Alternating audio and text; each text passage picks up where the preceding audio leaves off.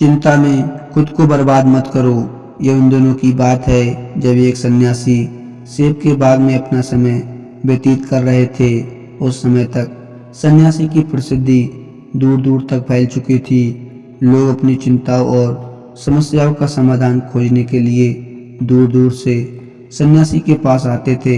ऐसे ही एक दिन जब सन्यासी सेब के जंगल में लोगों को उपदेश दे रहे थे तो एक आदमी अपने 25 साल के बेटे के साथ सन्यासी की ओर आ रहा था। जब वे उपदेश स्थल के पास पहुंचे तो सन्यासी ने उनकी ओर देखा और इशारा किया। जब सभी लोग चले गए तब सन्यासी ने उस व्यक्ति को अपने पास बुलाया और बैठने को कहा।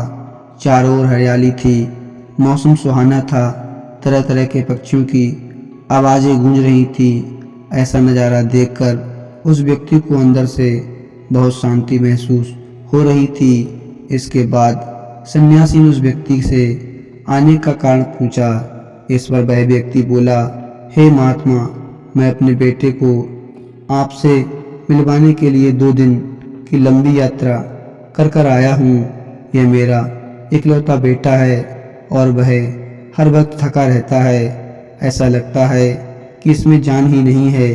इसका स्वभाव भी काफ़ी चिड़चिड़ा हो गया है। अगर हम इसे कुछ भी कहें तो यह हमारी छोटी छोटी बातों पर गुस्सा हो जाता है। इसकी देखने की क्षमता भी उम्र से पहले ही कमज़ोर हो गई है और इसके बाल भी सफ़ेद हो रहे हैं। इतनी कम उम्र में बूढ़ा देखने लगा है।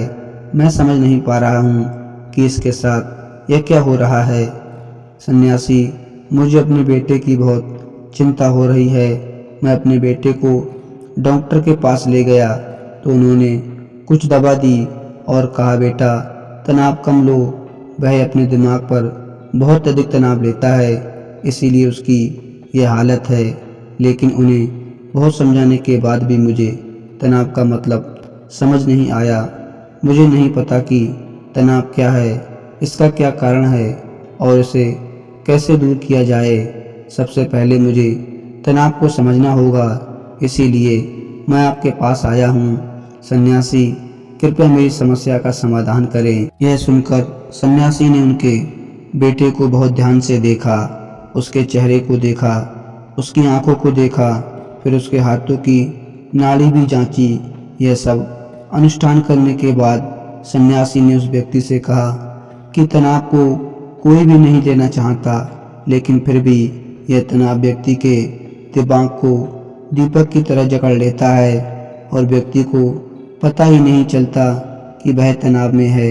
लेकिन अगर व्यक्ति तनाव के कारणों को अच्छे से समझ ले और तनाव के बारे में एक पैमाना बना ले, जिससे उसे यह पता चल सके कि वह कितना तनावग्रस्त है, तो वह इस समस्या का समाधान भी ढूंढ सकता है। सबसे पहले यह समझ लें कि तनाव क्या है। जब भी कोई व्यक्ति काम कर रहा हो लेकिन उसका मन कल्पनाओं में भटक रहा हो, इसलिए उसके शरीर और दिमाग के बीच एक दूरी बन जाती है।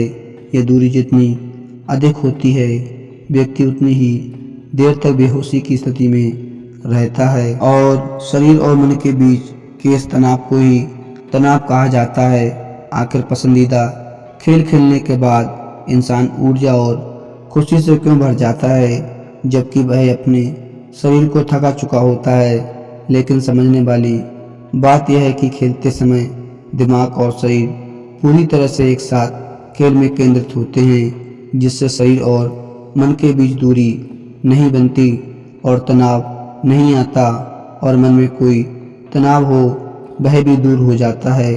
लेकिन इसके विपरीत जब हम कुछ ऐसा करते हैं जो हमें पसंद नहीं होता तो हमारा शरीर वह काम तो कर रहा है, लेकिन हमारा मन कहीं और दूर कल्पनाओं में भटक रहा है, जिससे शरीर और दिमाग के बीच दूरी पैदा हो जाती है और तनाव पैदा हो जाता है। इसलिए ऐसा करना चाहिए, एक समय में केवल एक ही काम करना चाहिए और अपने शरीर और दिमाग की सारी शक्ति उसी काम में लगानी चाहिए, ताकि व्यक्ति के अंदर तनाव पैदा ना हो।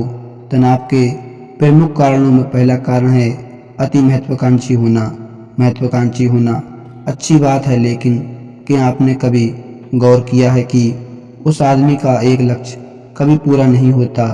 उसका एक लक्ष्य पूरा नहीं होता कि वह दूसरे की ओर भागने लगता है। अगर दूसरा पूरा हो जाता है तो फिर तीसरे की ओर भागने लगता है और इस प्रकार वह गोल गोल घूमता रहता है अपने जीवन में अपने लक्ष्य को प्राप्त करने के लिए। इसलिए जो व्यक्ति अधिक महत्वाकांक्षी होता है, जो बड़े लक्ष्य निर्धारित करता है, वह कभी भी वर्तमान में नहीं रह सकता। उसका दिमाग हमेशा भविष्य की योजना बनाने में व्यस्त रहता है। उसका शरीर वर्तमान में रहता है, लेकिन उसका दिमाग भविष्य में रहता है, जिससे इंसान के शरीर के बीच दूरियां पैदा हो जाती हैं और वह तनावपूर्ण जीवन जीने लगता है। सन्यासी के मुख से यह बात सुनकर लड़के ने सन्यासी से कहा कि इसका मतलब है कि हमें लक्ष्य नहीं बनाना चाहिए, क्योंकि लक्ष्य निर्धारित करना भी महत्वाकांक्षी है। इसी बहाने सन्यासी ने कहा कि अपने जीवन में लक्ष्य रखना कोई गलत बात नहीं है, लेकिन समस्या तब उत्पन्न होती है जब हम अपना सारा ध्यान उस लक्ष्य को प्राप्त करने के परिणाम पर केंद्रित कर देते हैं।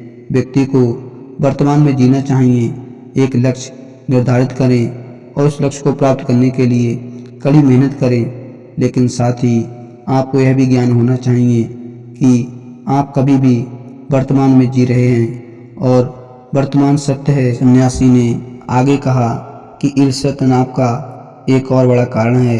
जब कोई व्यक्ति ईर्ष्या से भर जाता है तो उसका मन अंदर ही अंदर सड़ने लगता है।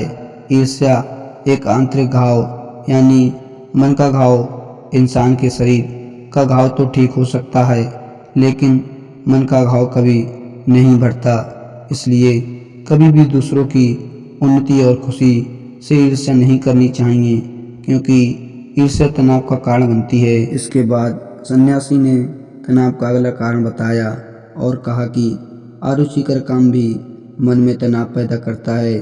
जो काम हमें पसंद नहीं होता है, उस काम में हमारा मन नहीं लग पाएगा, हमारा शरीर वहीं बैठ जाएगा, लेकिन हमारा मन कल्पना की उड़ान भरता है, जिससे शरीर और मन के बीच दूरी पैदा हो जाती है और व्यक्ति तनावग्रस्त हो जाता है।